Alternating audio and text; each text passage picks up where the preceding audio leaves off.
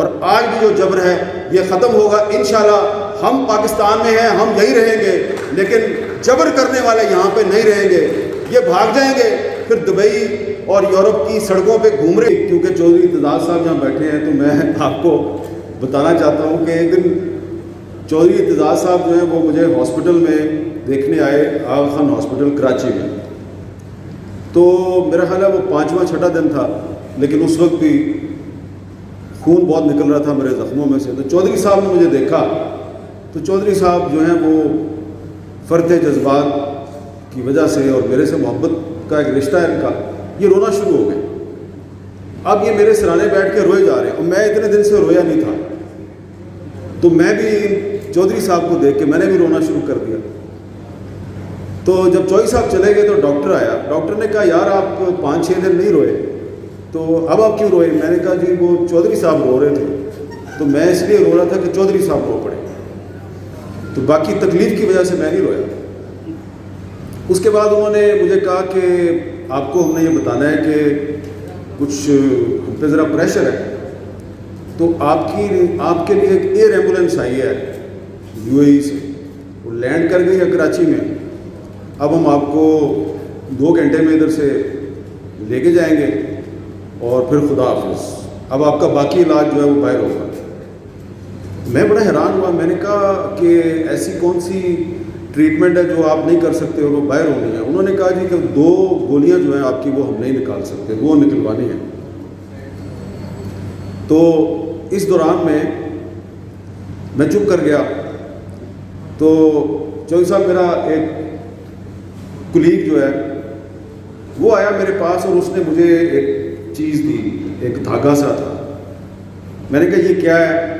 اس نے کہا یار نیچے ہاسپٹل کے لان میں بہت سے لوگ آپ کے لیے دعائیں مانگ رہے ہیں, تو یہ کوئی غریب عورت ہے بلوچستان کی ہے, یہ اس نے کوئی کہا کہ یہ امام زامن ہے 5-10 روپے کا, یہ اس کو دے دو.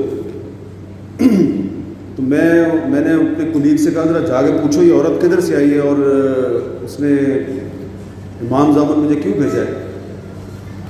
تو وہ واپس گیا اور آیا. اس نے کہا تربت سے آئی ہے اور وہ کہتی ہے کہ میرا بیٹا جو ہے وہ لاپتہ ہے, تو یہ مجھے پتہ ہے اس کو اس لیے گولیاں ماری ہیں کہ یہ لاپتہ لوگوں کے لیے آواز اٹھاتا ہے, تو اس لیے میں اس کا تربت سے پتہ لینے آیا. میں نے فوراً ڈاکٹر کو بلایا, ڈاکٹر انعام پال صاحب. میں نے ڈاکٹر صاحب کو کہا ڈاکٹر صاحب میں نے پاکستان سے نہیں جانا. کہتے ہیں کیوں؟ میں نے کہا لوگ میرے لیے دعائیں مانگ رہے ہیں تو میں یہ اپنے لیے دعائیں مانگنے والوں کو چھوڑ کے چلا جاؤں, میں نے پاکستان سے نہیں جانا. تو میری نظر میں جب سے 2 صوبائی حکومتیں توڑی گئی اور 90 دن کے اندر الیکشن نہیں ہوا, تو یہ ایک بہت بڑی وائلیشن ہے کہ 90 دن کے اندر الیکشن نہیں ہوا اور یہ آئین کی بہت بڑی خلاف ورزی ہے. اس لیے میں سمجھتا ہوں کہ یہ آئین ایک طرح سے ہے بھی ہے اور نہیں بھی ہے. پاکستان میں جمہوریت ہے بھی ہے اور نہیں بھی ہے. تو یہ آئین جو ہے یہ معطل ہے, لیکن مجھے یقین ہے کہ یہ آئین جو ہے یہ اپنی طاقت کو منوائے گا, کیونکہ یہ واحد آئین ہے جو عوامی طاقت سے بنایا گیا. تو یہ اپنی ہیٹرک مکمل کر چکا ہے, 3 دفعہ بحال ہوا ہے اور اب 4تھی دفعہ پھر معطل ہے. یہ دوبارہ بحال ہوگا اور جب تک یہ آئین بحال نہیں ہوتا تو ہماری جدوجہد جاری رہے گی. لیکن اس کی بحالی کے لیے صرف میں نے اور آپ نے آواز نہیں اٹھانی.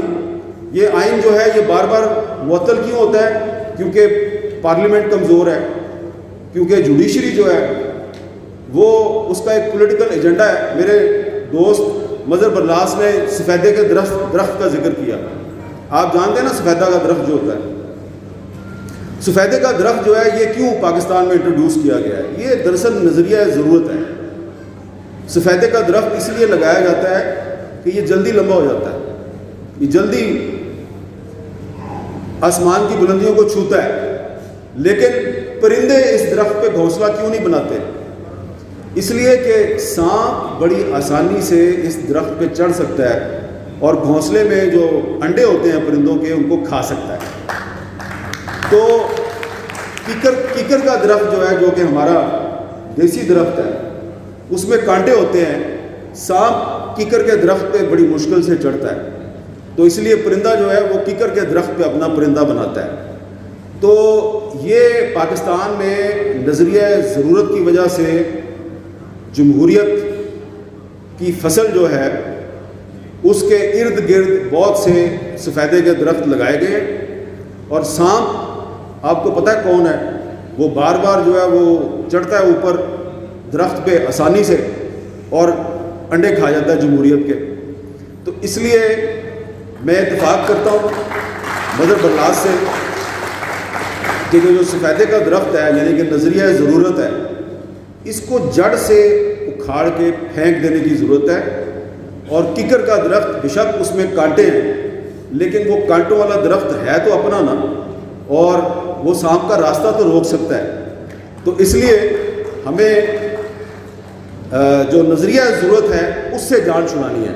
تو پارلیمنٹ کو بھی اپنا کردار ادا کرنا ہے، جوڈیشری کو بھی کردار ادا کرنا ہے۔ جب پارلیمنٹ اور جوڈیشری کردار ادا کرے گی تو اس کے بعد پھر جو میڈیا ہے وہ بھی کوئی کردار ادا کر سکتا ہے۔ تو اس وقت تو صورتحال یہ ہے کہ جو مشرف کے دور میں پابندیاں تھیں وہ آج بھی ہمیں نظر آ رہی ہیں، جو ضیاء الحق کے دور میں پابندیاں تھیں وہ ہمیں آج بھی نظر آ رہی ہیں۔ تو جب مشرف کے دور میں پابندیاں تھیں تو اس زمانے میں لائرز موومنٹ بھی چل رہی تھی، چودھری اعتزاز صاحب اس کو لیڈ کر رہے تھے، اور ہم بھی ایک موومنٹ چلا رہے تھے، ہم سب پر بھی پابندیاں تھیں۔ تو ہر جگہ پہ میں حبیب جالب صاحب کا کہ کچھ اشعار پڑھا کرتا تھا، اور اس کے بعد مجھے پیغام ملتا تھا کہ اگلے جلسے کے شعر نہیں پڑھنا، نہیں تو تیرے منہ تے تیزاب چھوڑ دیں گے۔ میں پھر پڑھتا تھا